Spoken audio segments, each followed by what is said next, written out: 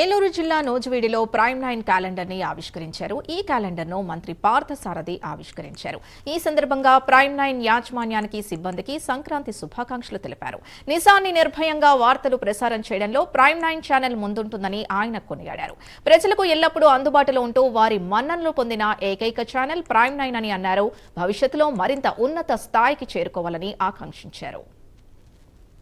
ప్రజల సమస్యల్ని ప్రభుత్వానికి చేరవేయటంలో కానీ ప్రభుత్వం చేస్తున్న అనేక మంచి కార్యక్రమాలని ప్రజలకు చేరవేయటంలో కానీ నిజాన్ని నిర్భయంగా తెలియజేస్తూ మరి ప్రైమ్ 9 మరి ప్రజల్లో ఉన్న విషయం అందరికీ తెలిసిందే.